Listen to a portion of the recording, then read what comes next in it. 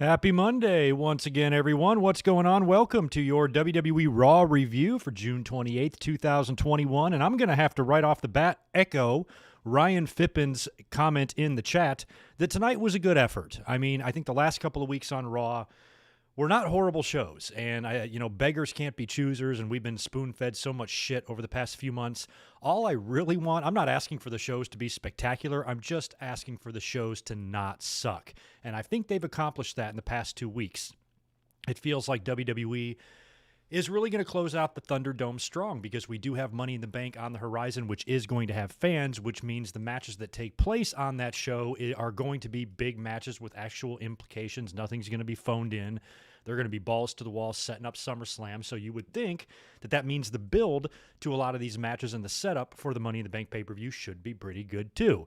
And that's been the case on Raw and SmackDown. And tonight was pretty decent. Like, not a great show by any means, not spectacular, but there was some interesting matches on here. One crazy bump by Ricochet and John Morrison. They got Dewdrop over a little bit with a surprising win, very dominant win.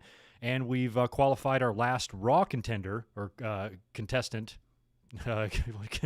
entrant, I should say, in Money in the Bank with Drew McIntyre winning the triple threat. My only question is, I was busy all day. I wasn't here, screwing around reading wrestling news. I have no idea what the deal with Randy Orton is.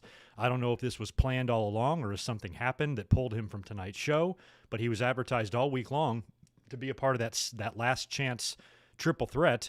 Riddle, as we saw, brought a letter, seemingly from Hawaii from Randy Orton, so I don't know if he's on vacation. So if it's kayfabe, why did he book his vacation when he's got a big opportunity on a match on Monday? Or if it's if it's legit, then why did WWE book him in that when they know he's not going to be there? Not sure what's going on. Hope he's not hurt. Hope nothing's wrong. Don't even know. So you guys might be able to fill me in on the deal with Randy Orton in the chat if you've read anything on the interwebs today that I haven't seen. Because like I said, I have not been home for most of the day. Got home in the nick of time just to catch Raw, but I'm kind of out of the loop otherwise. So if you guys have any info, let me know. Wasn't expecting Randy Orton to missed the show tonight, but Randy Orton was kind of there. He was kind of there in taking the form of Matt Riddle, which was pretty funny a couple of times throughout the show, which we'll talk about. And Nikki Cross continued her superhero persona tonight as well. We had a battle royal, a couple of 24/7 title changes. The 24/7 title does still exist. It's back. Pretty decent setup for Kofi Kingston and Bobby Lashley. Crazy match between Morrison and Ricochet, and Elias and Jackson happened. And, the main event I thought was really good. The main event began at 25 after the hour. They gave 35 minutes, including entrances and commercials to this thing, which is not bad. And the triple threat itself, the match was good all the way through. So very little to complain about in terms of the main event, and the work in the ring tonight was good. That's been a theme lately on some of these really bad Raws.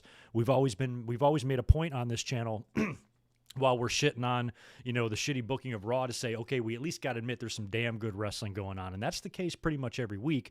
With Raw, it's everything that surrounds that tends to suck. So with Money in the Bank being so close now and them really setting the stage here for the show that's going to carry us into SummerSlam, which is going to be a huge deal in Vegas. I'm going to be there, by the way. It's going to be a blast. So that's, I think, why we're seeing a lot of these, a little bit better Raws, because they're building up to some better and more important matches.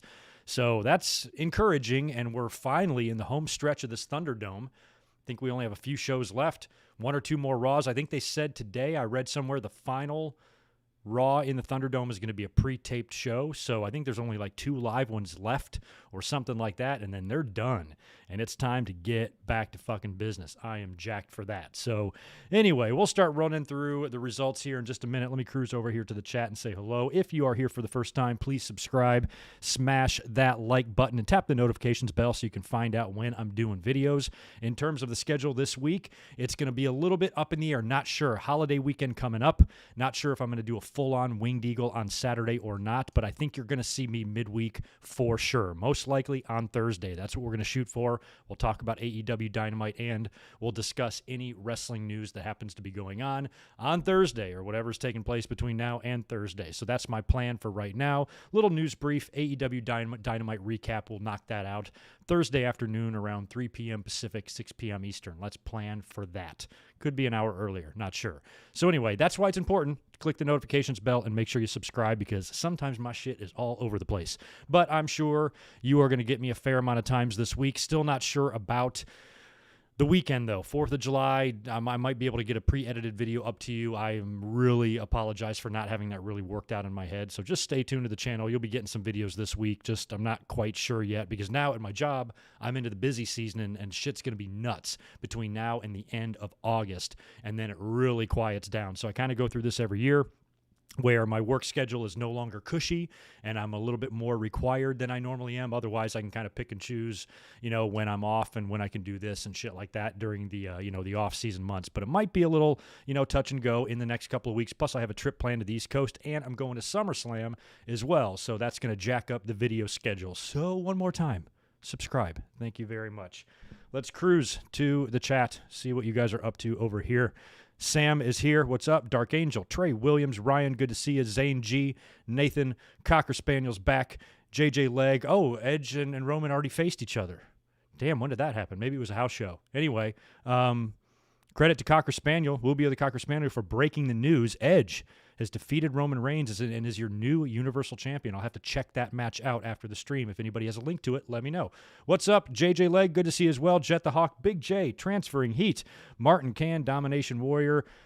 George Morris is here. What's up, dude? Thanks for the $5. Hey, Greg, how are you doing? Raw 0 out of 10. It just keeps getting worse and worse. Hey, it's getting better and better every week. What do you think? Boring matches and segments. Be safe. I thought tonight was not as bad as other weeks. There are plenty of weeks where I would agree with every single syllable in George Morris's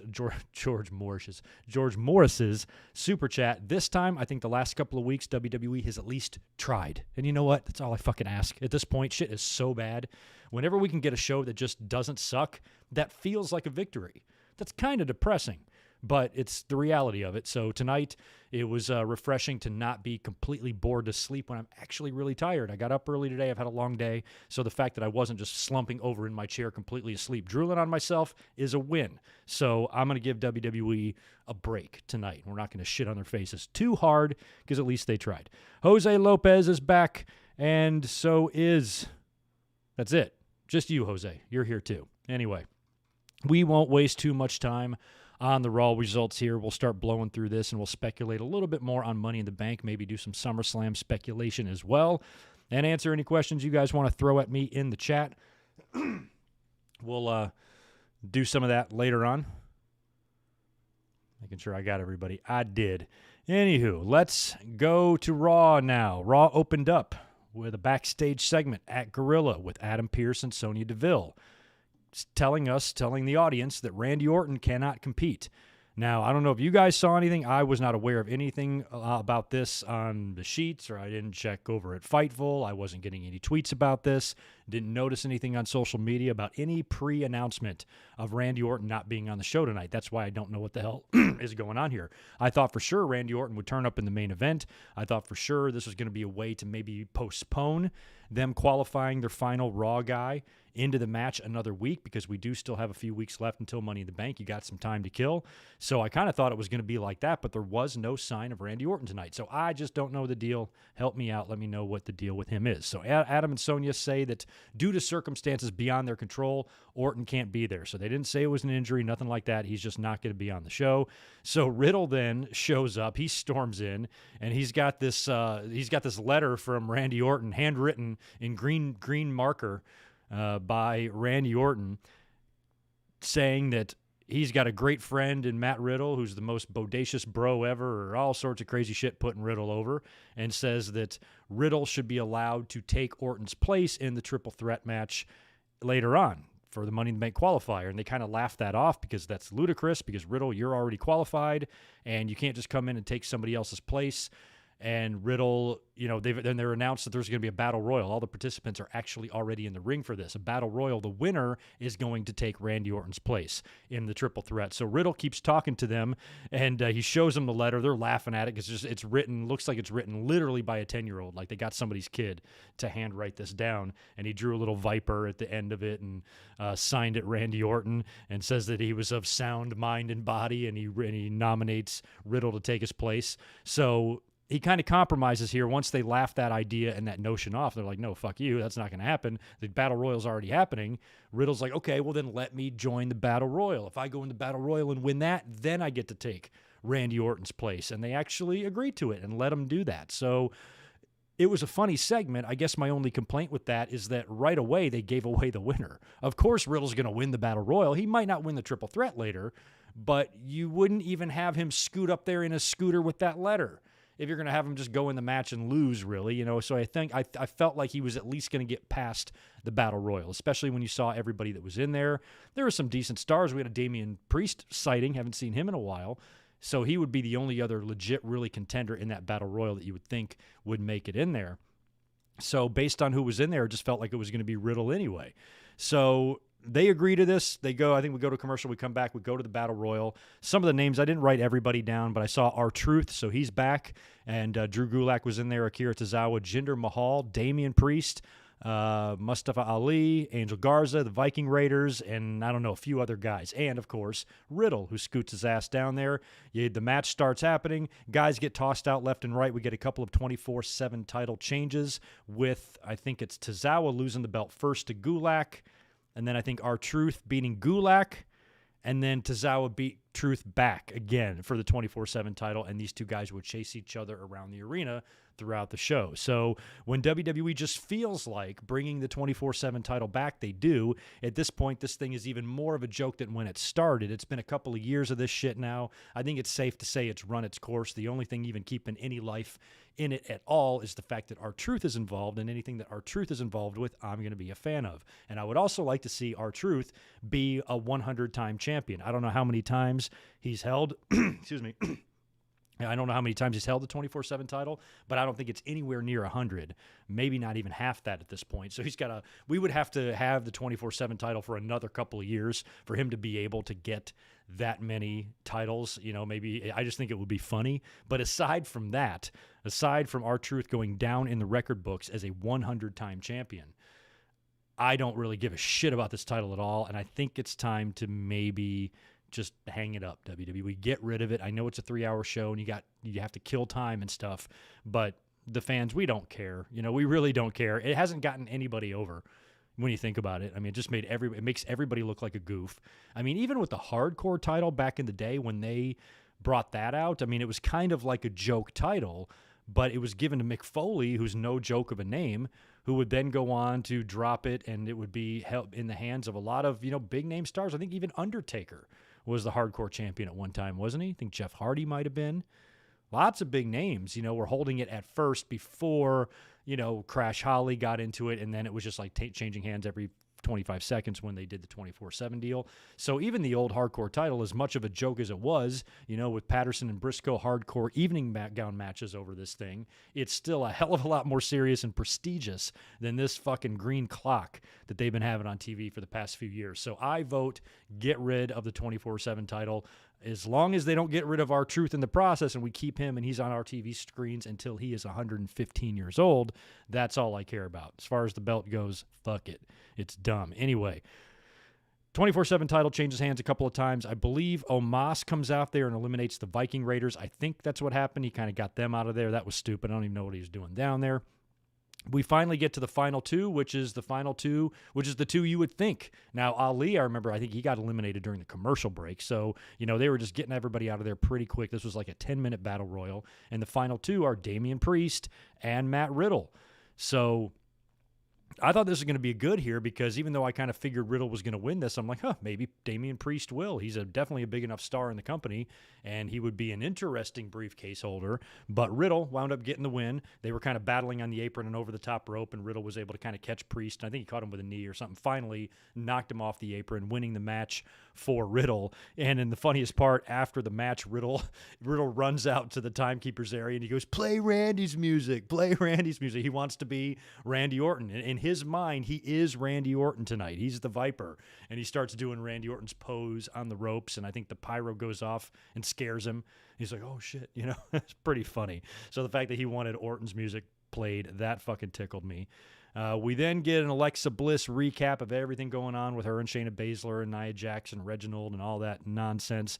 And then you see Shayna, Nia, and Reginald talking about everything that's been happening to them backstage. And then you see kind of Alexa Bliss lurking in the background. After that, we get a Nikki Cross promo. She's kind of beginning to explain herself a little bit in terms of what she has in mind for the superhero gimmick. And she's insisting that she's not a superhero yet, that she's an aspiring superhero. She's almost a superhero. As a matter of fact, I think that's what they're calling her, almost a superhero. So really, you could say that she's a superhero in training. Part 2. No, let's not do that to Nikki Cross. So she's going to have a match later on against Shayna Baszler. So she's unimaginably positive. She's extremely enthusiastic. She was sitting there in her costume, big smile. Nikki is all in on this. So I think it's our duty as fans to be all in on her, and let's support her because she is fantastic. And if anybody can make a goofy ass gimmick like this work, it's her. Look at how funny and entertaining Hurricane Helms was, during doing the hurricane gimmick. And Nikki, apparently, what we have learned from last week, because of course she debuted this last week, is that this apparently was her idea creatively. She wanted to do this, and she definitely seems like she is owning it. She is definitely invested, and she is putting everything into this. She definitely cares. So we need to give her some support and have her back and hope the WWE actually pushes her, and maybe this can be entertaining. I think it's really going to help when the audience comes back and they can react or laugh or whatever to this. I think is even as horrible as the wrestling audience can be, and how the biggest assholes out there seems to be wrestling fans, even they, I think, would refrain a little bit from shitting on Nikki Cross. It's going to be really hard to do, to just to boo her and boo her effort and boo her energy in a wrestling match in a live crowd. I think when the crowd comes back, they're going to like this. And, as long as WWE doesn't fuck it up with her, just make it too hokey or whatever, and let Nikki just kind of run with this thing and do it and just try to get it over, you never know. And she's off to a good start here. She's been on TV now for about, 5 or 6 weeks in a row, most of those times in a winning effort or a not losing effort, if it was a beat the clock match or something. So at least she's been featured. That's a start. Now they're giving her a new gimmick, giving her some TV time, and taking an idea of hers that she had. That's another big step. So that's good. Now what they have to do is execute it. Has to get over. Nikki has, and thank God the fans are on the way back because it's needed now more than ever. So I think we go to commercial. We come back. We get Shayna Baszler versus Nikki Cross. Match is happening. Alexa's music hits. And it kind of distracts Shayna Baszler for a while, and Nikki Cross, who's on the outside of the ring with Nia Jax and Reginald, who are both out there at ringside.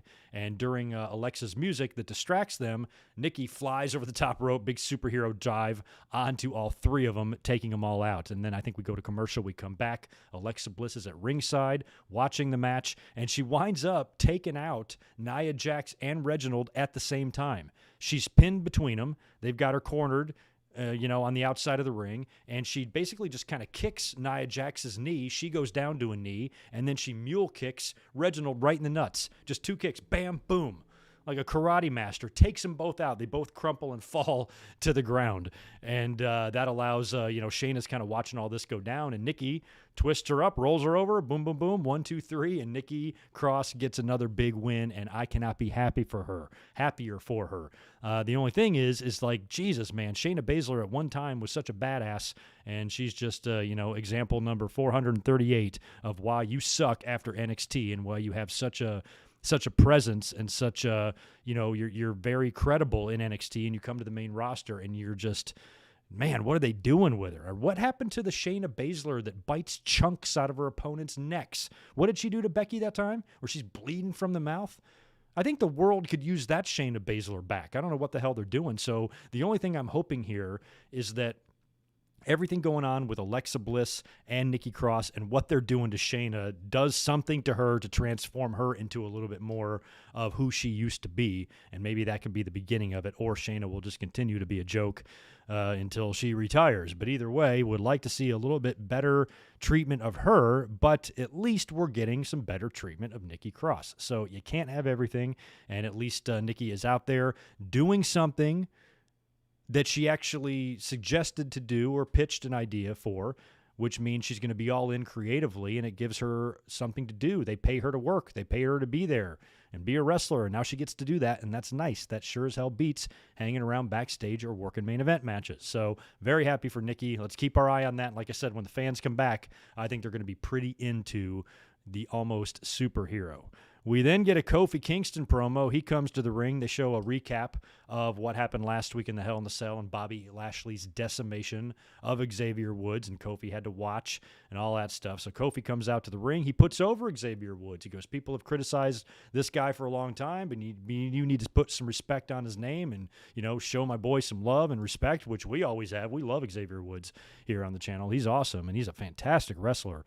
And I hope, this is something that helps build his character and personality even more. And I'd love to see him win the King of the Ring. I think that would be really cool.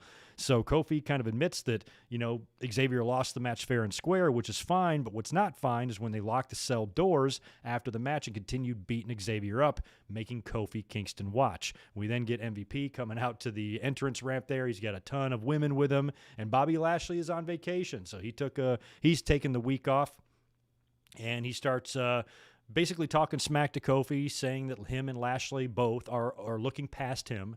He's no threat to the championship. They're not even a little bit worried about Kofi Kingston at all, regardless of his track record, regardless of the fact that he's a former champion, and regardless of the fact that he's a veteran. They don't seem to mind, and MVP mentioned several times that they're looking way past him to SummerSlam and wherever else.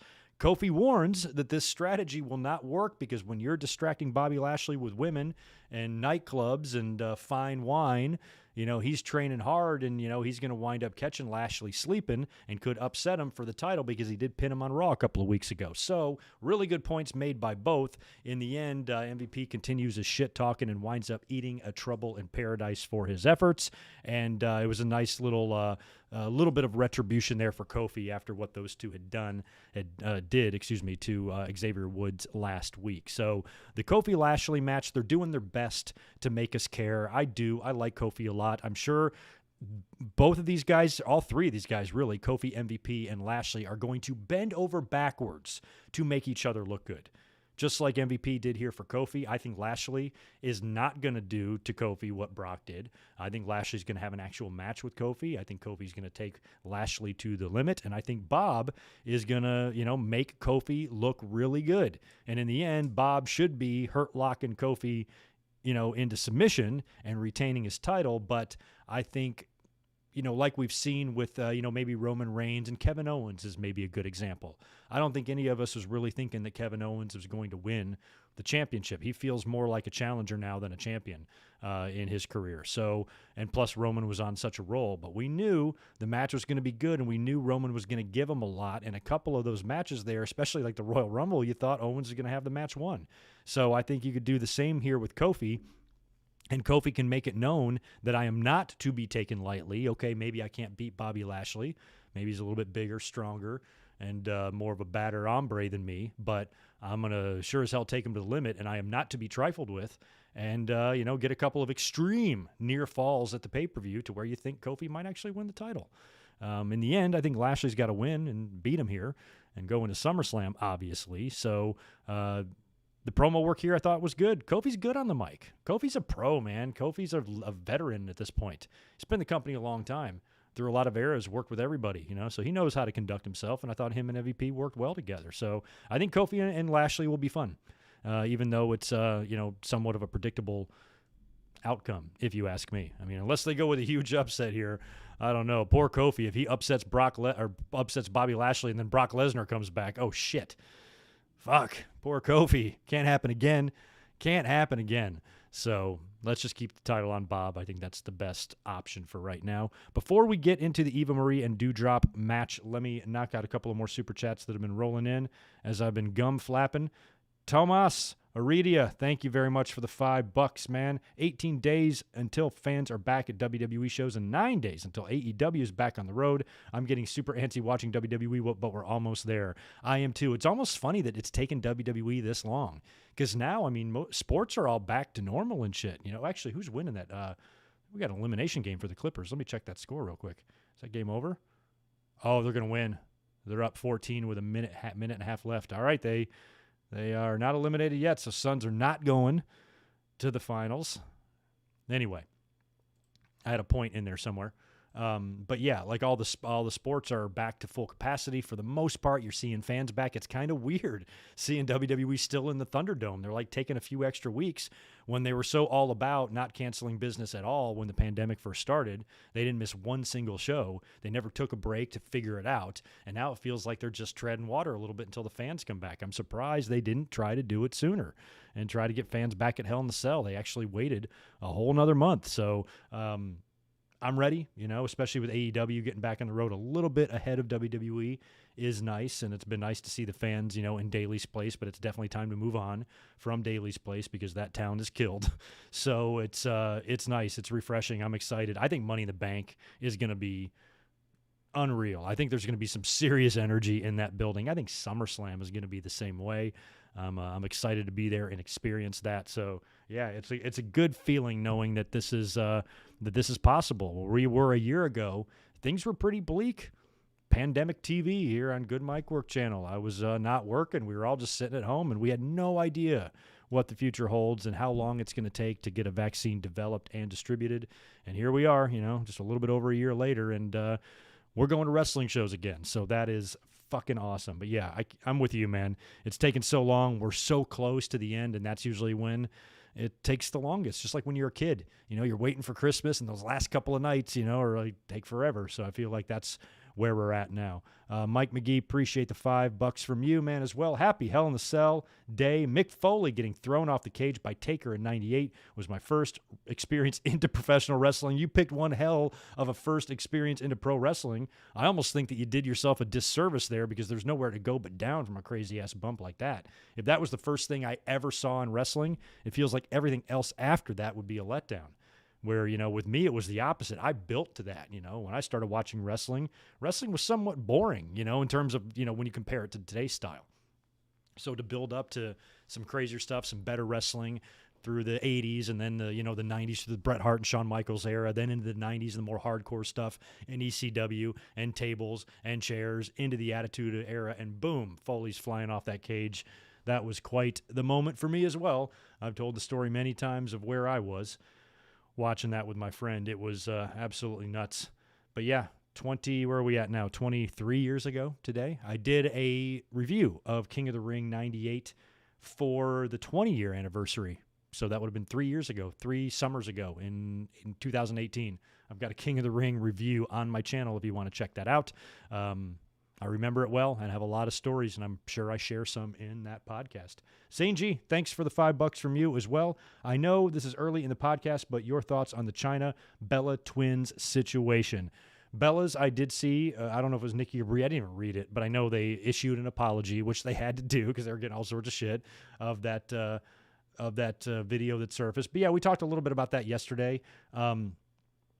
It didn't look good. It made them look like a couple of assholes. And, you know, everybody there was in on it. And Joan Rivers, even, who's passed away, you know, said even worse things, I think, than the Bella twins there said. But, and it's inexcusable. It totally is. But if any of you watching this are a fan my age and you think about the Attitude Era, I mentioned this last night, and you think about the Attitude Era and you think about the attitude of fans at that time and the fact that, you know, how little PC and political correctness was given a shit about, you can remember the things that were said about Chyna by the fans, by your friends, by television, by Howard Stern. by anybody. People said these things about China, and it was, looking back, it's like, none of that fucking shit really ages well. I mean, they talked about it in the China biography. Ever since she was a kid, as soon as she got into that weightlifting, she was compared to a man. She was called a man. So Nikki and Brie doing that so nonchalantly during a time when China was, not in probably a very good place, and just laughing it off and making fun of her on television in front of an audience, that's a shitty thing to do. And at least they came out and apologized for it. What else can you really do other than that? I'm not a big Bella fan at all. I don't like either one of them. I don't want them to come back. Nikki was all right at the end. Nikki did well. We talked about this last night too, how she did have some, decent ring moments and a couple of good matches there near the tail end of her career. But largely, not many fans have a ton of, wrestling respect for the Bellas. So the fact that they said something stupid about China 8 years ago, not surprised at all. At least they apologized, and that's really all I can make of it. I can't, I'm not going to get outraged and, cancel the Bellas, because the Bellas, to me, they've just been, I guess you have to care about somebody to cancel them. I guess I should put it that way. So I can't cancel somebody that's not important to me anyway. So that sort of thing. But whatever, they apologized, and I think that was the right move, and it's all you can ask for. I think that was all of those, correct? Yes. Anyway, what's up, Nick Musser? Good to see you. By the way, I owe Chris a super chat from last night. I got to find the comment here. Chris, if you're here, put it in the chat there so I can remember. Otherwise, I'll have to dig it up from last night. But I think I missed a super chat from Chris Ludecki last night that I forgot to answer, so I want to make sure I knock that out before we get done tonight. But anyway, leaving off with the Raw results, we've got a big tag team rematch that we saw already from last week, I believe. It's Eva Marie and Doudrop taking on Naomi and Asuka again. Now, I kind of rolled my eyes at the match because we just saw the fucking thing last week, and it felt like they dropped the ball pinning Eva Marie, technically putting her in the ring, even though we haven't really seen her work, putting her in the ring and taking a loss when you could have really stretched that and built that moment to where she actually gets physical in the ring a lot further. I think they gave it away here at an awkward time, having her lose, rolled up, and getting pinned here. So if they're doing the rematch, you got to think the match is going to go the other way because of 50-50 booking and whatnot, right? Well, not only did the match go the other way, but it went in a really good way. They actually booked this properly. First of all, Piper Niven is fantastic. She's in the ring, running around there, squashing people, bumping around, bouncing around, flying around that ring. She's extremely impressive. She was extremely physical and dominant throughout this whole match. And she is in the ring. She goes to tag Eva Marie, and Eva does to her what Doudrop did to her the week before and jumps off the ring apron and says, nope, I'm not tagging you. And that's what caused Eva Marie to get rolled up and pinned last week. Well, not Piper.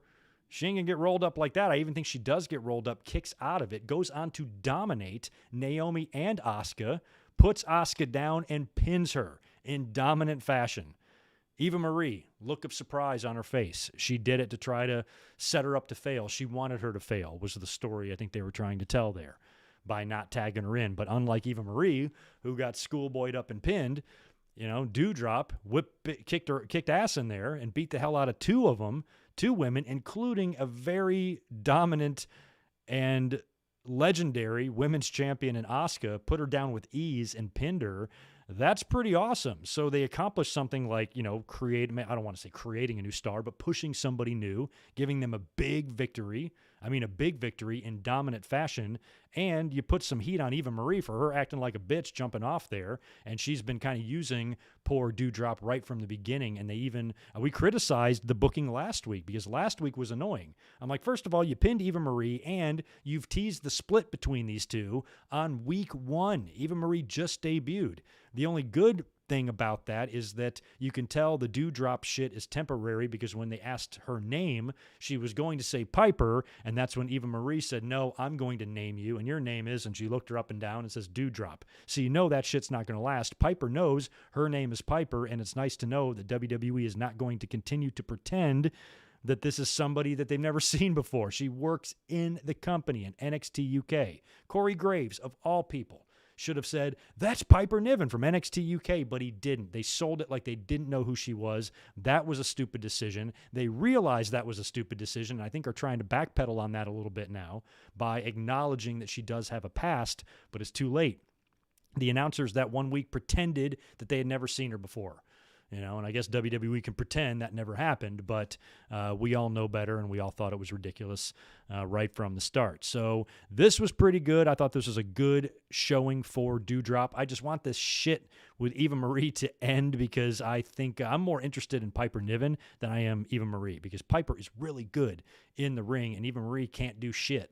So I think what they did tonight was good. I think they can easily fuck it up next week and do something not so good. But in terms of putting Piper Niven over, giving her a big win, making fans recognize that she has ability and she is a force to be reckoned with, getting some heat on that asshole, Eva Marie, and build that up to where it can finally, come to a head. I think that was accomplished here, and good. Piper Niven's good. She deserves a push. So hopefully that will continue, and they will not take the turn or pivot or go in some sort of a direction that's going to make Doudrop some sort of a comedy figure. How Otis was before, even before the Mandy stuff, because by then at least he was winning the Money in the Bank. They kind of took him seriously, but the oh yeah, and the rubbing the belly, I don't want her to be female Otis. I mean, she's proven how good she is in the ring, and this is somebody that should be winning championships, not backstage, doing goofy shit with water balloons and stuffed animals and stuff. So, anywho, pretty good outing there. I liked it, and I liked the match, even though it was a ridiculous rematch that we didn't need. It gave us an outcome that maybe we did need. So, like I said, not bad, not too terrible. After that, we got a fantastic match. We got Morrison taking on Ricochet. This was set up backstage. John Morrison and Miz are back there, and they're fucking around with the dripsticks and whatnot. And Ricochet slides in there and gives them some hell, and they've got a one-on-one match later on. Now, this took place, right, in Lucha Underground. Johnny Mundo and Prince Puma. I don't think I've ever seen that match, but I know it happened. So this was kind of a cool match just because of the sheer ridiculously large amount of athleticism. And Morrison, you could argue, is kind of near the end, not the end, but, he's in the second half of his career. He's not even as athletic and capable as he maybe once was when he was younger, but he's still stupidly good. And these are some of the two more interesting and unique flyers wrestling is seen in modern times. So it's kind of cool to see him in the ring one-on-one. Miz, of course, is out there in the wheelchair. He's got the dripstick. They showed a lot of replays of him squirting Randy Orton the previous week. This thing ends with a double countout with a crazy fucking bump. And I kind of laugh that WWE is getting shit like this out of their system now while they can in the Thunderdome, because this was clearly set up with some sort of a crash pad here. This is set up similar to what they did with Dominic on SmackDown when Roman launched him or whatever. So Morrison is on the barricade. I think he's straddling the barricade, or I think he's sitting on the barricade. And then Ricochet springboards off the top rope over the outside of the ring and high cross bodies Morrison, who's sitting on the barricade, right over, and they do a flip right into the audience, or right onto the concrete. And it was the craziest looking bump. If there was not a crash pad under there, they're both dead. So, of course, they don't show the fall on the other side. They've got the camera positioned to where you just see them tumble over the barricade. But you know what? Crash pad or no crash pad, that was a sick-looking bump. That was awesome. That was the coolest thing I've seen in a couple of weeks. I mean, Ricochet, he springs off and he just flew. And when you see this, I'm like, WWE, why are you not booking this guy like a top contender in the company? He can have some crazy spots and some amazing matches, and his athleticism is off the charts. And he's doing this shit wearing black jeans in Florida in June, which has got to be incredibly uncomfortable. He is going to be peeling those things off of his legs, in the back. And he's doing that, while being constricted and confined by non-athletic type of wear. I would not want to. I'm just a big, I've been complaining about that ever since Dean Ambrose was still in the company. I'm like, I could not wrestle in jeans if I was a wrestler. I just couldn't do it. So Ricochet, of all people, is like the last guy you would expect to be wearing gear like that. And he's doing this crazy shit while he's wearing that. Neither guy, you would imagine, answers the bell here. They climb over the barricade. The camera does show them on the floor, but whatever was down there, they moved out of the way. So I don't know if this was half edited and half live and spliced in. Don't know how they did the trick there, but when they come back, they show both guys laying on the concrete. They try to make their way back to the ring, but they can't beat the 10 count, and they both get counted out. You know what that means? Rematch next week. That's fine because this one was pretty good. So maybe they'll try one more time. Maybe they'll do one more trick with Morrison doing some big move. He'll fly off of something, and they'll crash pad it up, and that will lead to maybe one more blow off the following week where you actually get a winner. Might be fun. So that was cool. Fun bump. Weren't expecting that. Came completely out of nowhere. Even though Morrison and Ricochet on paper is a great match for the fans, in WWE's mind, this is kind of a throwaway match. So I expected it to have throwaway shit in it. They'll get their shit in, but nothing, we're not going to get anything crazy here. And so for Ricochet to take that bump out of nowhere, I think it surprised the hell out of wrestling Twitter. I think it surprised the hell out of me. I was like, holy shit. But it's good that they're doing this because when the fans come back, there are a few things that they've been used to doing in the last in the last few months, in the last year, they're not going to be able to do anymore. And this is one of them. A lot of people were criticizing the Hell in a Cell match with McIntyre and Lashley because McIntyre took a crash pad bump. It was in the Thunderdome. There's no fans there, so you can try to protect your workers better. Unfortunately, they showed the hand under the ring and, clearing the shit out of there. And of course, fans jumped on that and criticized it. But, little things like that you can do to not have to unnecessarily hurt your stars or hurt your talent if you don't have to, aren't going to be able to be done anymore. So the bumps are going to have to be real, and no more phantom kicks from Charlotte. We all saw that, right, on Rhea Ripley. And Charlotte and Rhea I both like, but that's some Bush League shit right there. That's some Dark Order shit. So remember the phantom punches? So that stuff's going to have to get better and tightened up, and they're not going to be able to do any tricks, any magic tricks. Even the Alexa Bliss stuff is going to take a hit. Because what can they really do live? They can't do half the shit they've been doing with her in the Thunderdome in front of a live audience. So we'll see, where all that goes. But Morrison and Ricochet, look for them to face again next week. I'd bet my middle nut on it. After that, we got a big 6-woman tag. Pretty impressive second-generation tag team here of Tamina. I'm sorry, in some cases, third generation, with Charlotte, Natalya, and Tamina teaming up to take on Mandy Rose, Dana Brooke, and Rhea Ripley. So it's a whole lot of heels going on here, I think. We have a brawl immediately once everybody, takes 45 minutes to make all of their entrances. Brawl right off the bat. They start fighting. I think we go to a commercial break. We come back. In the end, Charlotte winds up pinning Dana Brooke. This is just more to add to the feud that's going on between all 6 of these ladies, with Charlotte and Rhea Ripley and the tag team champions and Mandy Rose and Dana Brooke. So I guess unless Natalya and Tamina qualify for the Money in the Bank, or Mandy and Dana do, I guess we're going to get a tag team match at Money in the Bank between them, right? Yeah, got to. Natalya, Tamina, Mandy, and Dana. We know we're getting Charlotte and Rhea Ripley as well for the championship at Money in the Bank as well. And this was just a match to set all that up. And anyway, good stuff there. I can't remember if there was extracurricular with Charlotte and Rhea Ripley or not after the match. Don't remember. We then go backstage. They've cut to Jackson Riker a couple of times throughout the show with that strap. Of course, he's got the strap match later on with Elias. So he's slapping the strap and he's doing all the shit with it. And as he's doing that, Tozawa runs through, and R-Truth starts chasing Tozawa, he's still going after the 24/7 title. And he stops to look at Jackson, who's kind of slapping himself with the strap. And he goes, "Are you all right, man?"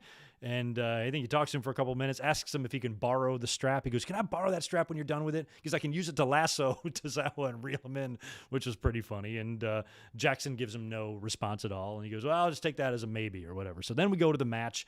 Poor Elias, man. Elias is 10 times cooler than fucking Jackson Riker. But they have their strap match, and Jackson just straight up beats him. This has Vince written all over it, because Jackson has got a really good look. He's just in incredible shape and all of that. So I can see why Vince likes him and all of that, but he's just, no, Elias is the, more pushable star, I think, between these two. So when the fans come back, I don't know how over this guy is going to be or how over this guy is really going to be compared to what WWE thinks he's going to be. We'll see. Maybe the fans cheer their balls off for him. I don't think so, but we'll see. Once they come back, I think that should give WWE a pretty clear picture that this guy is not going to be some American babyface. Nobody gives a fuck. But he did wind up beating Elias here straight up clean in just a matter of minutes. If anything, this was a squash match. So they pushed Jackson huge here, and Elias can hopefully now be done with this issue and just go back to playing his guitar and being interrupted by people starting next week. We then cut backstage to Riddle. Very focused Riddle, and he's kind of doing some warm-ups there. He's approached by Damian Priest, who was his final opponent in the Battle Royal to open the show. Priest congratulates him on the win. He did the stand-up thing, shows him respect, but Riddle is not having it. He's not normally Riddle, be like, whoa, thanks, bro. You want to go have some donuts? But instead, he's just focused. He goes, I'm not Riddle. I'm Randy Orton. So he thinks he's Randy Orton, and then what the hell? I almost confused myself with my own notes. I write down Damien offers sandwiches. I'm like, what the fuck does that mean? I forgot. They were promoting the McGriddle thing or whatever it was from Burger King or whatever. He goes, I was about to ask you if you want to go get a chicken sandwich together, but it's not you. It's Randy Orton, and then Riddle's, wants him to give him the key. What is he doing there? Whatever. I don't know what the hell that was. So after the sandwich offer, Riddle kind of snaps out of it, and he goes, okay, it's me, Riddle. He clues Damian Priest in. He goes, it's me, Riddle. And Damian's like, yeah, I knew it was you. And he basically, in so many words, tells Riddle that he can do better than Randy Orton. That Randy Orton is lucky to have him as a friend, not the other way around, and for him not to forget that. So Damien gives him a little bit of friendly advice there. I kind of like that. And you would think, if things eventually do implode between Riddle and Randy Orton in the future, Riddle might need a shoulder to cry on. Maybe that can be Damian Priest, and he can be his new friend. We'll see. I think that's a ways off. Feels like to me, whenever and wherever they bring Randy Orton back, that we're going to get AJ and Omos against those guys. Even AJ and Omos did a backstage interview tonight on Raw where they were kind of voicing their displeasure with both Randy Orton and Matt Riddle. So that's going to wind up in a match. I don't know what they're going to do, though, because Riddle is in the Money in the Bank, but that doesn't mean he can't go double duty. He went double duty tonight. So if they do the tag team match at Money in the Bank, that's possible. Could be a big night for RK Bro. If those guys leave with belts and briefcases, holy shit.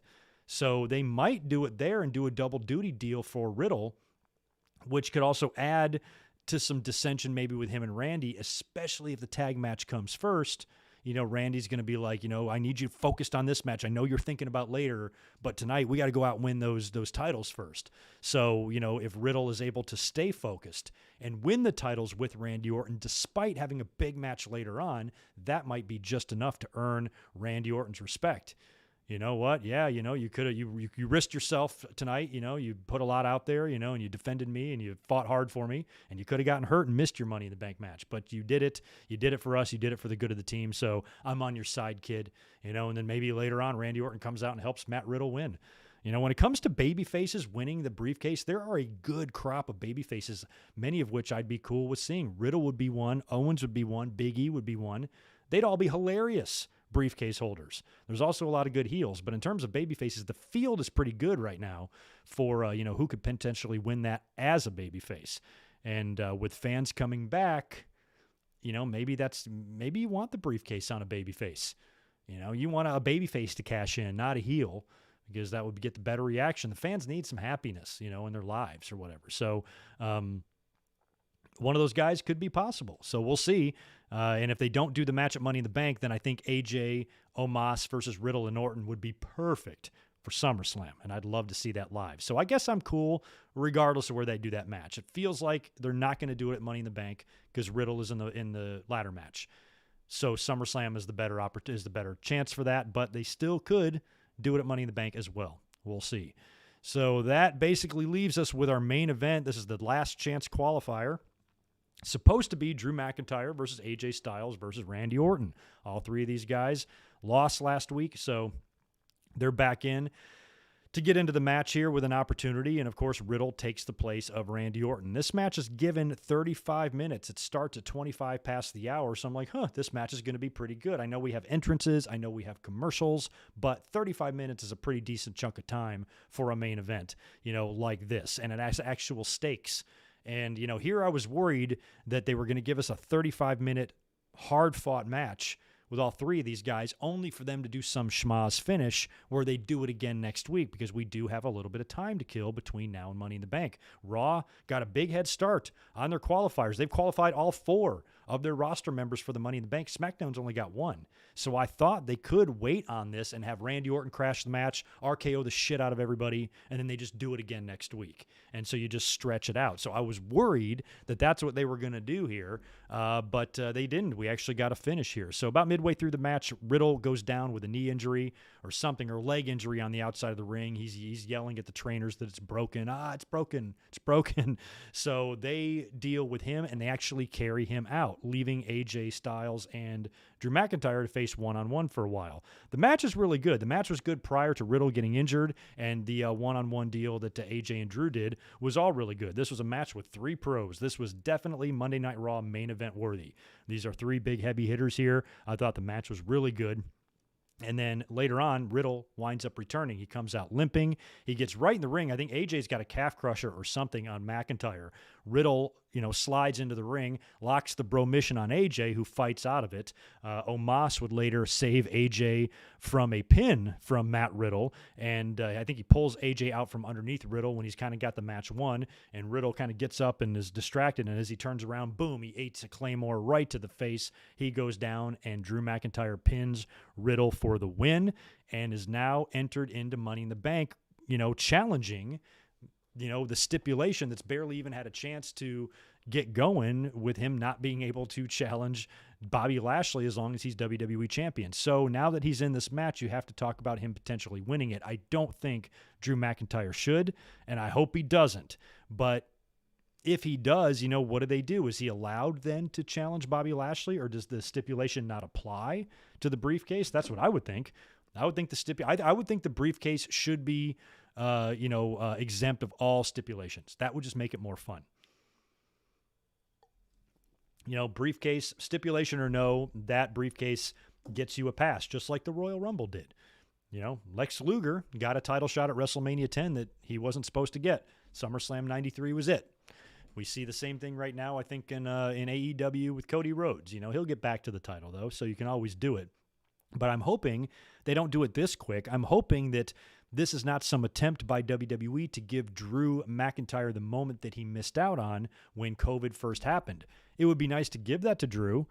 Drew, more than anybody else, I believe, deserves that.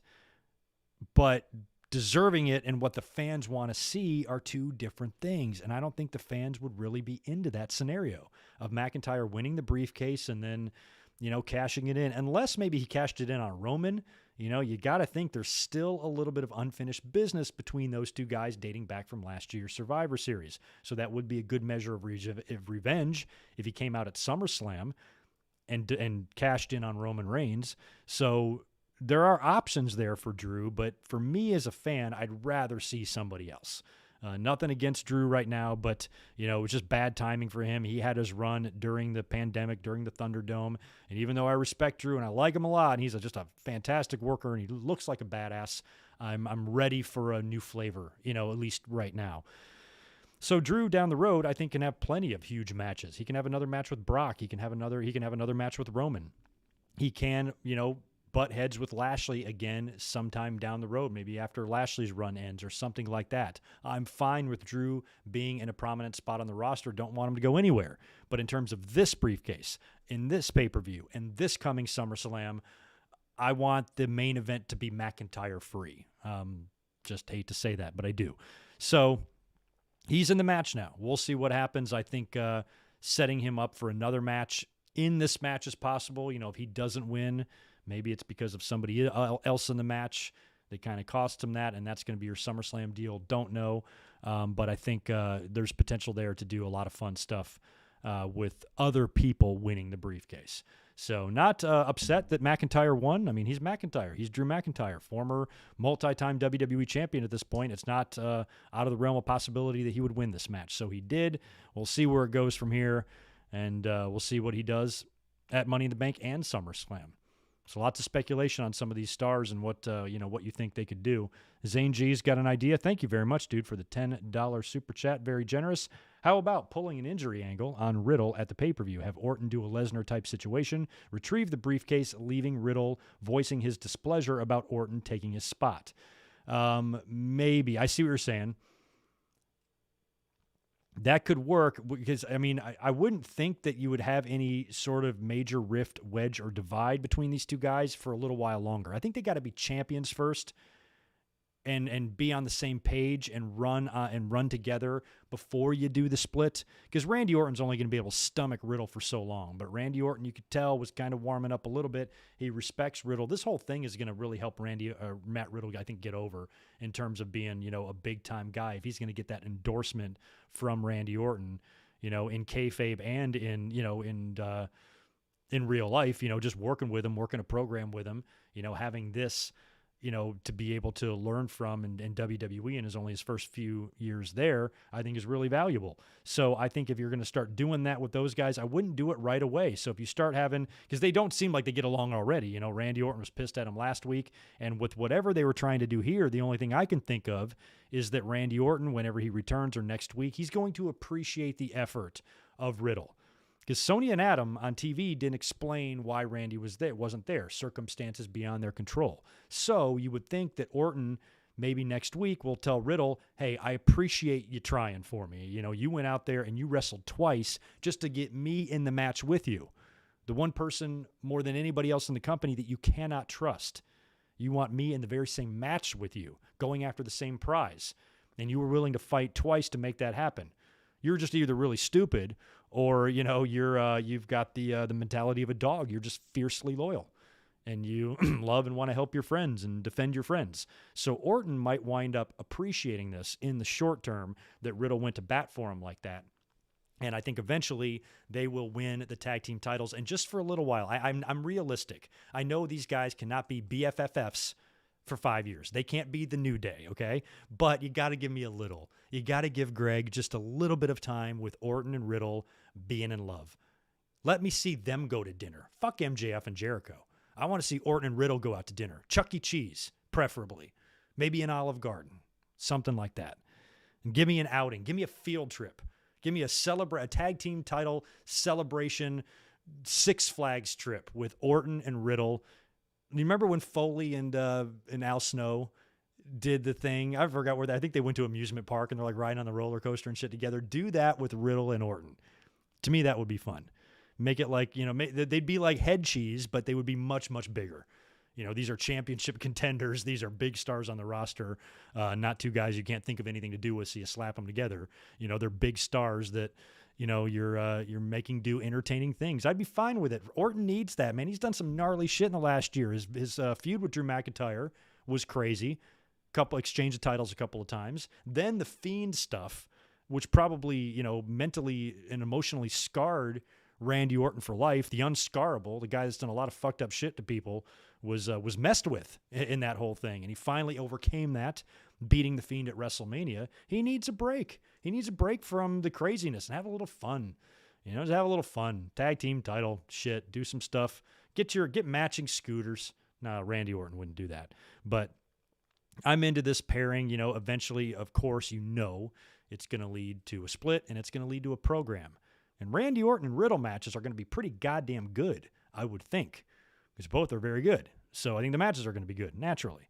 So I'm team RK Bro. I've had this. I've liked it from the beginning. A lot of people don't like Riddle. He's too goofy and shit like that. And we've talked about Riddle before.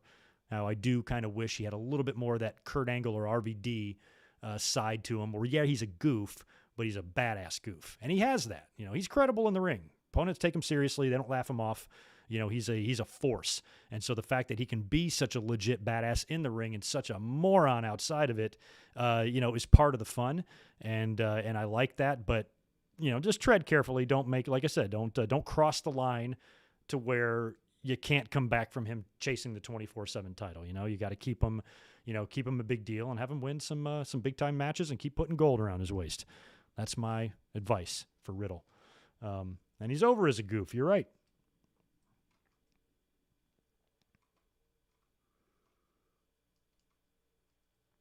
Yeah, give Drew. Yeah, and Drew can find other things to do.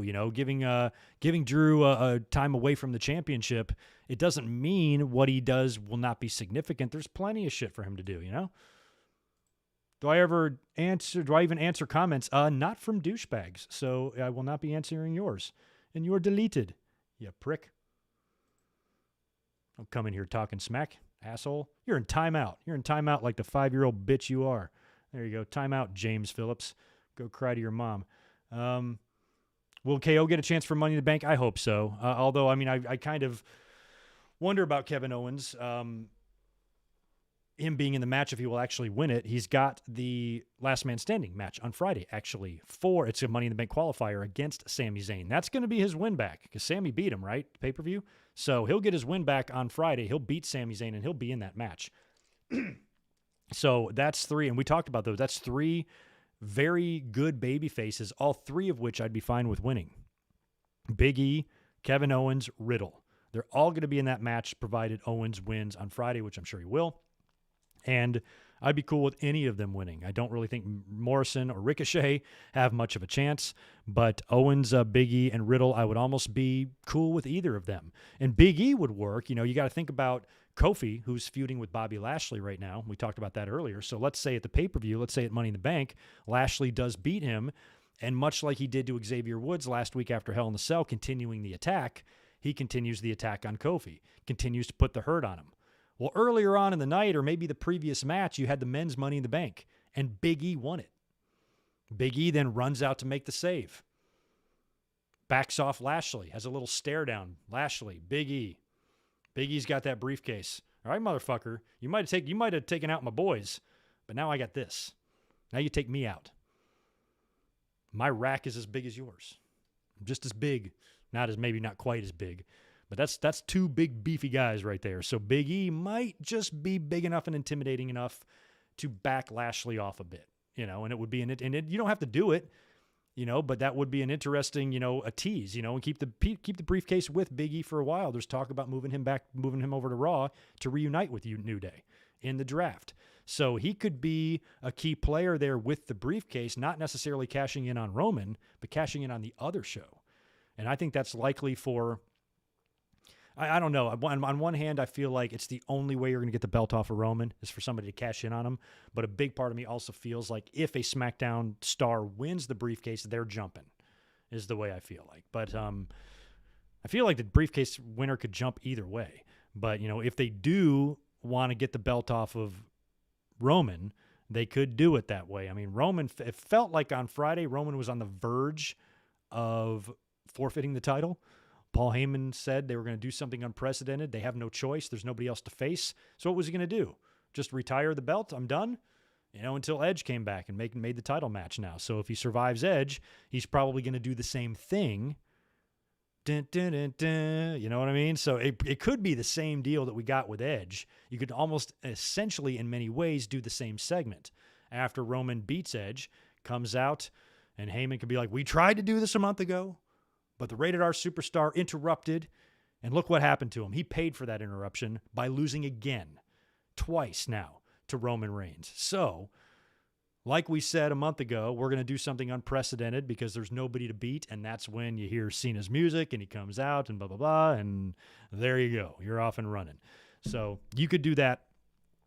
You could do a lot of things when it comes to those guys, but that would be fun. But, with the briefcase, Big E could be fun, taking it over to Raw, be a threat for Lashley, because who knows what's going on with Lesnar or the latest on that. Doesn't look like it's likely he's going to make SummerSlam at this point, but he still could. But if not, then we might be talking Survivor Series or, Royal Rumble next year, that sort of thing. Off Leather Wings, appreciate the $2 from you. Check out the Henderson Variety YouTube channel I have. It's so, this dude gets so many views. He gets like 50,000 in one day sometimes. And all he's doing is he's taking like 10 to 15 second clips with his phone on WWE pay-per-views, just funny little random things or moves or whatever. It's actually quite entertaining. And it's a lot of the titles, the video titles are just funny, like just random words or whatever. So it's a trip. I like it because of the simplicity. I like the fact that there's people like me and so many other YouTubers out there that work really hard to, put forth, good quality looking content, some stuff that looks sharp and, take it seriously and that sort of thing. And there's others that can just hold up their phone to their TV and just upload for thousands and thousands of views. Hilarious. But yes, I've seen it. I like it. I enjoy it. And props to whoever's in charge of that. Good stuff. And congrats on the extremely fast growth. Last man standing match, good Mike Worth versus James Phillips. I'd slap him all around. He'd cry. And then I'd take his mom out for some chicken.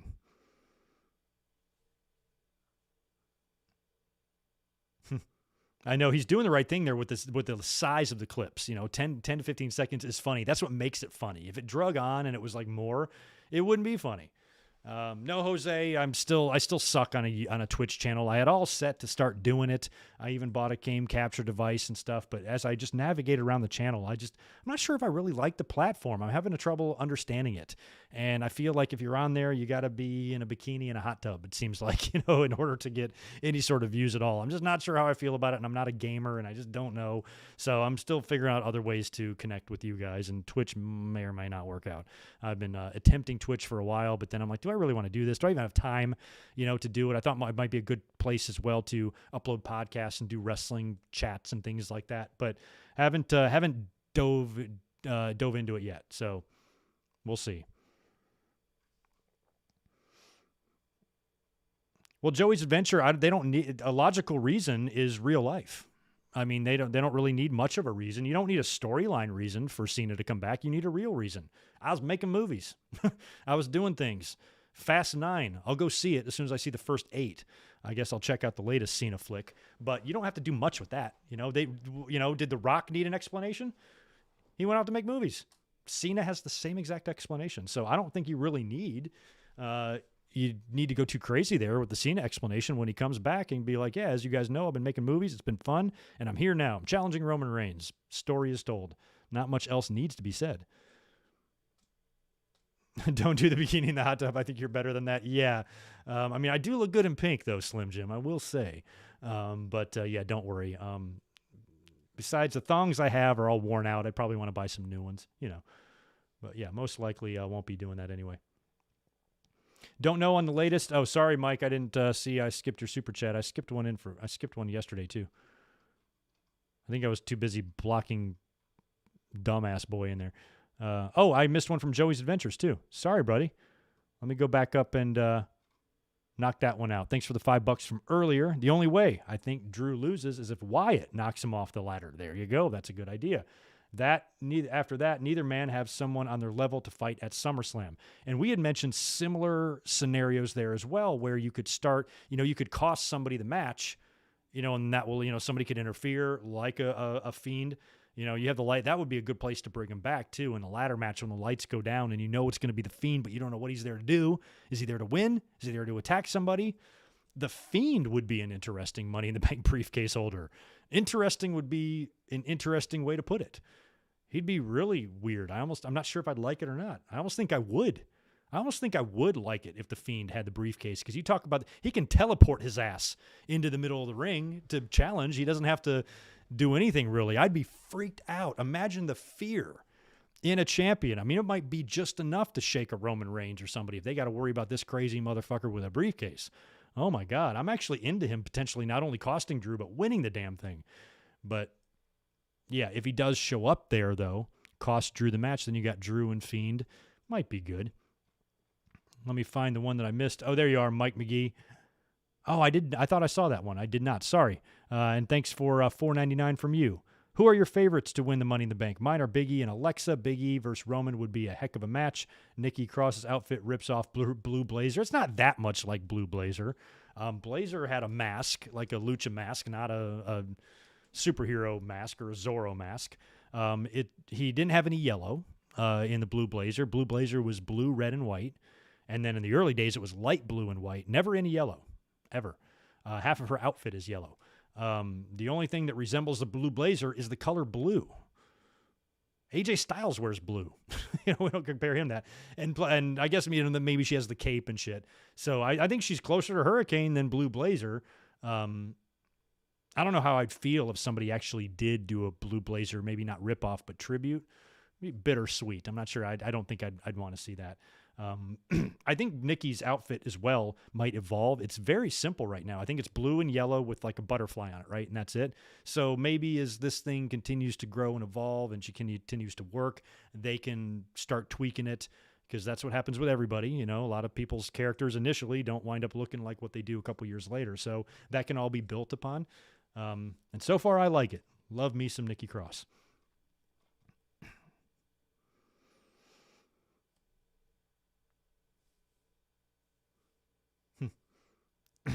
Right. Excuse me. Mixed partial farts. Well, yeah, and some things you would expect nothing other than a crash pad. I mean, Jericho off the top of the cage. What did you want him to do? Land on the concrete? That's absurd. Same thing with Shane McMahon diving off the Hell in a Cell at WrestleMania 32. Had there not been a crash pad there, then we would have gotten a 10-bell salute for Shane McMahon the next night on Raw. So there's really no way to avoid it in some cases, and I'm cool with that. And then the Thunderdome stuff, when you have the ability, because of editing or no fans, and you can do a crash pad here or there to not unnecessarily harm or potentially injure your talent, I say go for it. Just don't show your hand clearing it out of the way. If you can just do it more cleanly and get a nice clean shot and it doesn't look like you've, staged it, then I'm all for that, because why hurt your talent? Drew's had a rough enough year, man. Flat back bump through a table onto the floor in front of no fans for no reason on a pay-per-view that everybody hates. No, put a crash pad there. Give me a mattress. We've talked about Edge winning Money in the Bank. Of course, I think they've put him now in the match with Roman Reigns, so I don't think he's going to do double duty and show up. But I was kind of hoping he would be an entrant, because that would be so old school. He was the first guy to ever win it, the first guy to ever cash in. He'd be the perfect guy to come back and win it now. Imagine that gap. What would that be? 20 years? It was 21. It was 2000. Oh, no, 2005. So, yes, 16 years between briefcase wins. That's crazy. Although technically he beat Kennedy for another one, but you know what I mean. You get my drift.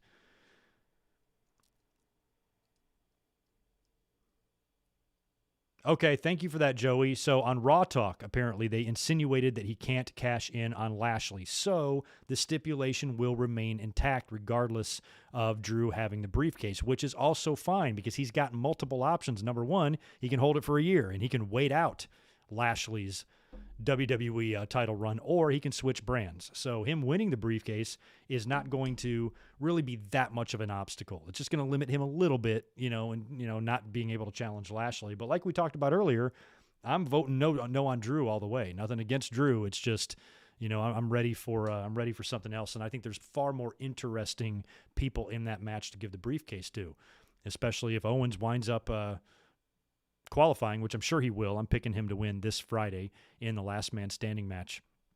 He'll win that, and you've got Owens, Big E, and Riddle in there, all three of which would be incredible baby faces to hold that thing. I would love it. For those of you in the chat right now, by the way, can you do me a favor and smash the thumbs up button for me, and make sure you subscribe if you are not yet already, because I'm here every Monday doing Raw reviews, and it's starting to look like Raws are getting better. We this whole past year, up here reviewing Raw every week, and it was largely, we were largely boring. We had not much to talk about. And now it feels like things are just getting a little bit better, starting to bubble, starting to simmer a little bit, and I'm loving that. Did y'all catch the picture today of Andrade and Charlotte kind of hugging each other? One's got an AEW hat, one's got a WWE hat. I think the fans can take a lesson from that photo and maybe try to get along. Also, congrats to the happy couple, Jungle Boy and Anna Jay. They've revealed to the world that they are in a relationship. I wasn't aware of that. Maybe some people knew and stuff. I never heard it. But a tweet from Mr. Jungle today confirmed that. So best of luck to the young couple. They're both very, very young. So I'm not sure if they're going to be celebrating their 50th wedding anniversary or not. But we like them both. We wish them both well. Jungle Boy had a hell of an effort on Saturday night in his championship loss against Kenny Omega. And Anna Jay, I think, is on the road to recovery from her surgery. So we'll see her back probably late this year, early next. Big Dynamite coming up. I think they're closing out Daly's Place on Wednesday on the 30th, MJF and Sammy Guevara. and a couple other matches off the top of my head. I can't remember. That's just the big one that I can remember. And help me here. You guys help. What did they advertise tonight on Raw? I saw I looked up at I was typing, and I looked up at the TV and saw like the last millisecond of a graphic. I want to say it was a Bobby Lashley and Xavier Woods rematch. Did I catch that right? So I wrote down a match for next week, ? And ask your audience. So did I see that right, or is that something else? But I think maybe that was because Kofi in that promo earlier on, by the way, said that Xavier was going to be back next week. So I think they might be booking another match with him and Lashley, I think, if I caught that right. Help me out. Let me know if I'm right or wrong on that.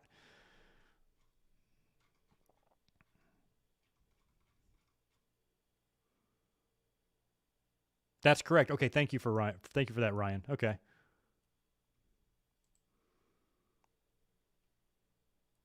Oh, James, I can handle your opinion. Being a dick isn't an opinion. Being a dick is just being a dick. When you have an opinion, then I'll be happy to read it. But right now, you just have a whole bunch of stupid shit to say. So you just suck.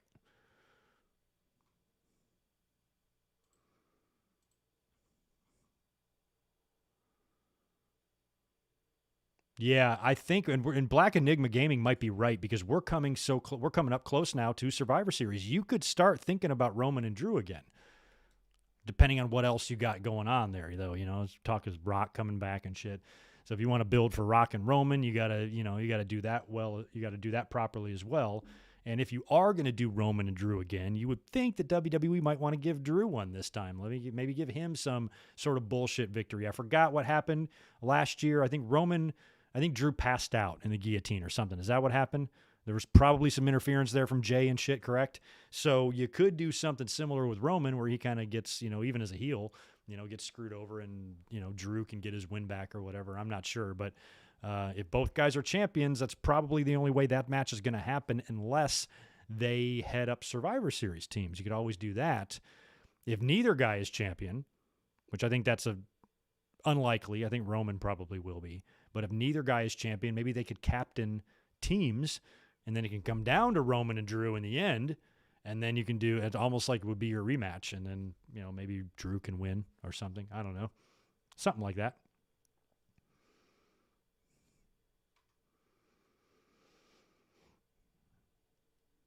McIntyre being a United States champion or a SmackDown Tag Team champion.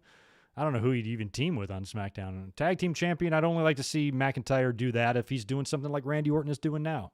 Just a break, just doing something else in between, top storylines or whatever. And then randomly teaming with somebody and winning the tag team titles. I've felt for a long time that McIntyre and Sheamus might wind up coming back together at some point and forming back up. I think they'd be a great heel unit if they wanted to go McIntyre heel at some point and him and Sheamus just beat the hell out of people. They'd be a pretty formidable force, and I could totally see them winning the tag team titles together. I'd be into that. United States champion? Maybe. Maybe. Who is the United States champion right now? Oh, Sheamus. Like, why don't I know that? Oh, Mario. Oh, I thought you said shout out to Bobo Brazil. I'm like, yeah, shout out to Bobo Brazil. No, shout out to Brazil, bro. I got it. Yeah, Brazil. How you doing down there? It's probably hot, right? Yeah, again, and that match they're doing next week, that's why I wasn't quite sure what I saw with the graphic. I'm like, if that's Bobby Lashley and Xavier Woods, that means they're doing Hell in the Cell again. Or they're doing a regular match after Hell in the Cell. So that's ridiculous. They always go backwards.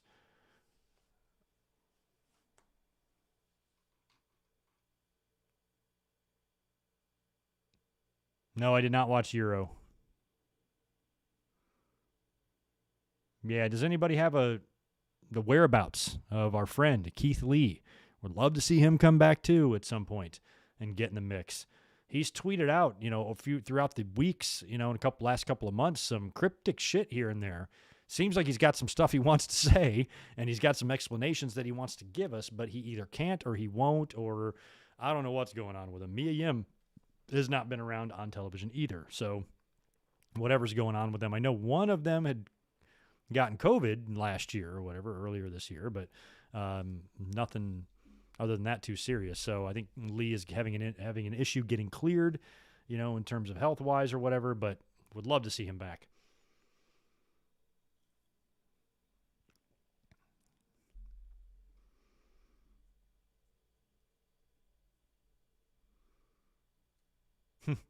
Yeah, maybe Keith Lee comes back and pushes Drew off the ladder. That could be another way. You could have The Fiend making an appearance there, costing somebody the match like Drew, who needs something to do for SummerSlam, or Keith Lee.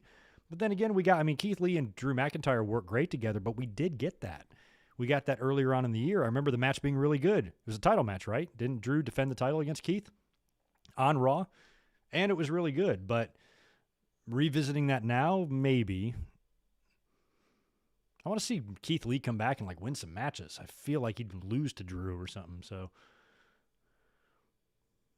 yeah, Keith Lee, you just want all these guys, to do meaningful shit, and to do something that's going to, elevate their status and get the fans to care. And Keith Lee and McIntyre and all those guys, I feel that way about. So, I just hope hope they do right by them. And wherever the hell Keith Lee is, WWE, bring him back, man. How on a scale of 1 to 10, how angry would you be if Corbin qualified and won Money in the Bank? I wouldn't be angry. I almost feel like they might be setting up for that, but they can't be that stupid. The crowd is going to come back, is about to come back. Don't make Baron Corbin the guy. But he's been doing some weird shit on SmackDown. He lost the crown, so last week they did the coronation for Shinsuke, and he's interviewed backstage, and he's basically in tears. Like, he lost everything. He lost all his investments, and all the money that he had. And it's all gone now just because he lost the crown, which is absurd. And there's no reason to go on. And, he's just Mr. Sad Pants. So I don't know what's going on with Corbin. And I feel like he could qualify for the Money in the Bank. I definitely think he could qualify. You need some more heels in there. So he could qualify on the SmackDown side, but I would not have him win. If it was still the Thunderdome or something, maybe, but not. I mean, your first night back, you're going to have an outcome like that. Like, that and then Corbin's going to cash it in.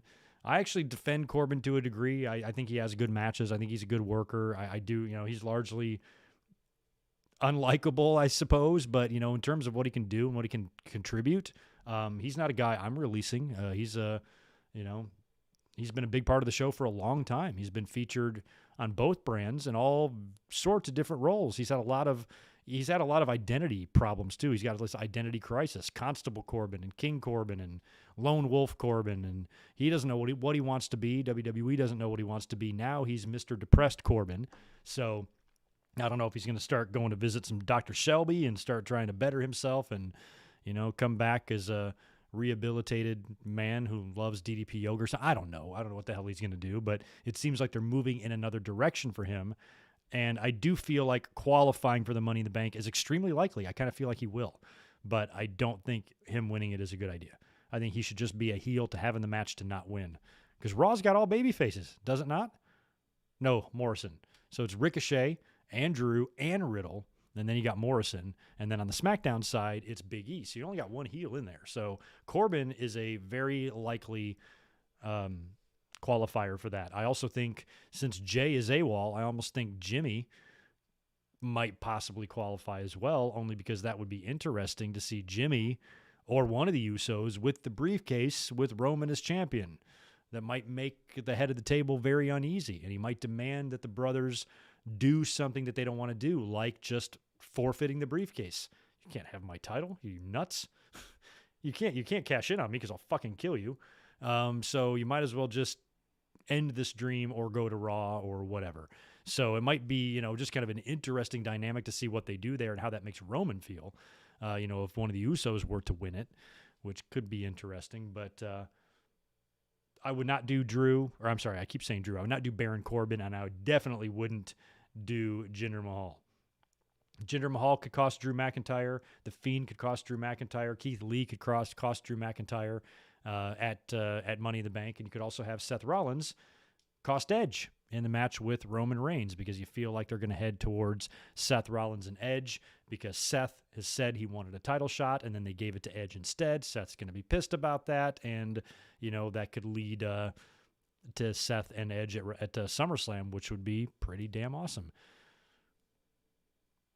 Feel like Edge would have to win that, especially if he loses at WrestleMania to Roman, then loses at Money in the Bank to Roman. I almost can't see him going into SummerSlam and losing to Seth as well. He might have to win that one.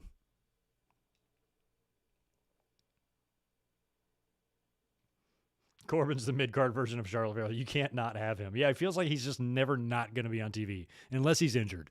And there's a reason for that. They don't put him on TV because he sucks. Corbin, you have to look past all that. You have to see that there's actually a good worker under there. And honestly, he's not a bad talker either. He just kind of lacks that, that charisma. He lacks that, sparkle in his eye that gets you invested. He doesn't have any of that. But when it comes to being in the ring and doing stuff in there, he's safe. He's never hurt anybody. He can be trusted. He gives guys good matches. And he goes out there and does his job every single fucking week. And he's big. So he's not worthless. A lot of people feel that he is. But, if I'm a promoter, he can play on my team for sure. Absolutely.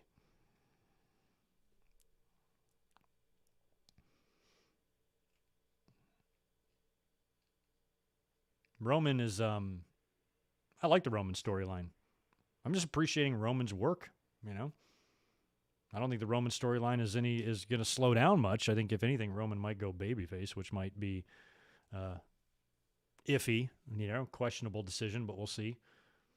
Drew, I don't even feel like really has a story at this point other than trying to find a way back to the title now that he's got a stipulation standing in his way of that. Basically, a lot of what he's done has been boring. I think Drew is in prime position to have himself one of those "you fans turned on me" promos that help make a lot of guys famous. He can come out and, voice his displeasure because he reads the complaints. He reads what people say about him. Seth Rollins went through the same thing. When Seth was pretty over, as champion, had 2 big victories over Brock Lesnar, and then the fans just slowly started kind of getting on his case a little bit. He didn't conduct himself so well on social media either, lashing out a couple of fans, saying some stuff that, fans just can't take. For all the fans that like to say, you can't handle criticism, if anybody can't handle criticisms, it's the fans themselves. They feel like they deserve, they feel like they have the right to say any nasty, rude, fucked up thing that they want to a wrestler, and if the wrestler gets upset by this, they need thicker skin. Or they're too sensitive. But when the shoe is on the other foot and the wrestler, or somebody criticizes the fans back or has a response or retort to the dumb shit they say, they freak out. They freak out. Freak the fuck out. Talk about having thin skin. It's, pot calling the kettle black. My God. I see it with Twitter followers or YouTubers. If they're able to get a response from a wrestler that's a negative one, they will go on and tweet about it for 3 fucking straight days after the wrestler that they're tweeting with has already forgotten about it. They will not let it go. I can't remember who it was. Some YouTuber now, I can't remember when, like a year ago, had some beef with Cody Rhodes. Cody Rhodes said something back, and that was it. You didn't hear from Cody again.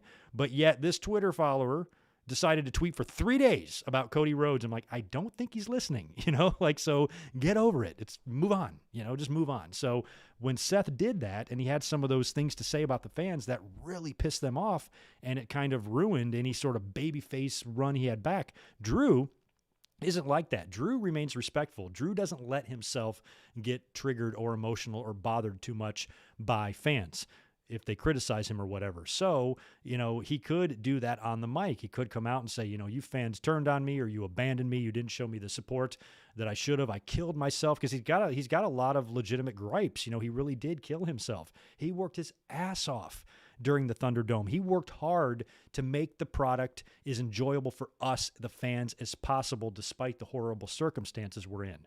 He wasn't successful at that all the time due to WWE's just messed up booking and everything, but he was trying, and he was going out there full force, balls out, giving it his all every night during a time when the ratings and the interest and just the world in general is dealing with a really, difficult time. And he was there working hard, working just as hard as he would if fans were there. And, and the fans maybe didn't give him the amount of respect that he feels he should have gotten, and he can use that as ammunition in his promos when he's kind of voicing these displeasures with the fans. It will be a good way to get him heel, and he'd be a great heel. Like I've always said, he's got the Scott Hall, Rick Rude aura or vibe about him, and if you can, translate that into an ass-kicking heel like Roman Reigns is, that can be very good. I mean, Drew's already been a heel, but he's never been a heel when he's on top. So, letting him attempt to be what Roman is, I think it's worth a shot. And I think there's a story sewn in there, kind of ready-made for if they want to do that. It wouldn't be that hard to creatively come up for a way for him to go heel and to be a good heel. if they cared enough. So we'll see. We'll see what happens down the line with him. Zane G, you're taking off. Peace out. I think I'm going to be getting out of here as well because I got stuff to do tonight. And like I said, I'm tired. I've had a long day and I need some dinner, that sort of thing. See if there's any other interesting questions or comments here before we sign off. Yeah, I've said that a lot. And Kevin brings up a good point, too, about John Cena. You know, it feels like naturally if he faces Roman Reigns, he's probably going to lose. But the last time they wrestled, he lost. Granted, this is two completely different things. But if Cena comes back and just loses his first time out, what does he do after that? So, you know, unless you do some sort of a shady ending or, you know, a lot of cheating or something like that, which probably will happen if he does wind up facing Roman. But, you know, I would think, and there's another name, too, I'll throw in there as well, Kevin. Not only Edge and Cena, I think should come back and win at first. So should Brock. You know, Brock, you know, took a pretty definitive loss to Drew McIntyre at the Performance Center at WrestleMania. You know, he's not going to just come back and just eat another Claymore or eat another Superman punch and just get pinned again. I think he's going to remind everybody who Brock is before he takes that next loss to make that loss that much more meaningful and help elevate whoever it is that beat you. So a lot of those guys just can't come in and lose. You got to win a little bit too.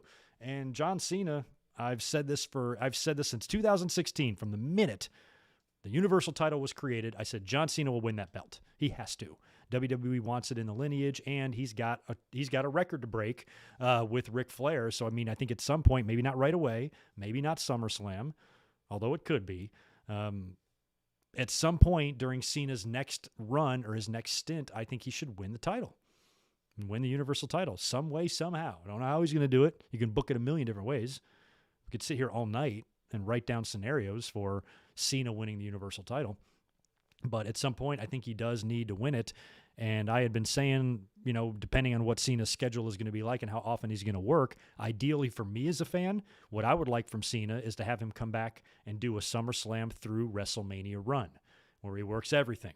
SummerSlam, Survivor Series, Rumble, pay-per-views in between, and then whatever he does at WrestleMania, that will be his blow-off, and then he'll be gone again to do more movies, maybe take another year or two off, and then come back again and do it again. That sort of thing. That's, you know, I don't want Cena to overstay his welcome either, you know, so I think, you know, coming back and doing SummerSlam to Mania or maybe a year run would be fun, but I think it's got to be longer than 2 months. I don't want to see him come in at SummerSlam, leave in October before Survivor Series even happens. I think Cena needs to be all in on this, you know, and go back to movies once the run is done in WWE. So that's what I'm hoping we get out of John Cena. And if we get that, that opens up so many possibilities for pay-per-views, champions, who, you know, him winning the title, dropping the title, because if he wins it, that means he's going to drop it. So that's a big victory for somebody there, you know, maybe other than a Roman Reigns. Maybe Roman beats Cena initially, Cena comes back and wins the title later, and then puts somebody else over on his way back out. Ideally, that would be nice because Roman is already a made man. Roman's already beat Cena. You know, all it does now is just give him an opportunity to beat him harder. He already has that feather in his cap. I'd like to see that feather be in other caps too. And there's time to do that before Cena retires, you know, if he, you know, he's able to work enough enough programs with guys. So, we'll see. We'll see where all that goes down the road. But anyway, I think I'm going to sign off here, guys. It's been a fun night. Thank you for being here as always. Be sure to subscribe and check back on the channel periodically this week. As of right now, I'm planning to be here Thursday in the afternoon. We'll do a news brief, talk wrestling news, and we'll discuss AEW Dynamite from the night prior. We're getting Sammy and MJF, a couple of other big matches on that show, and it's Daily's Place send-off. They're going back on the road right after that. So we'll be here Thursday to discuss that. And then by then, I will have my plans for you guys for whatever I'm able to give you this weekend, because here in the States, it's 4th of July weekend, and a lot of shit's going on. So not quite sure what my schedule is going to look like this weekend, but stay tuned. I will let you guys know. And you can shoot me a follow on Twitter for all of that information as well. You guys take care. Thanks again. And I will catch you in just a couple of days right here. Y'all be good.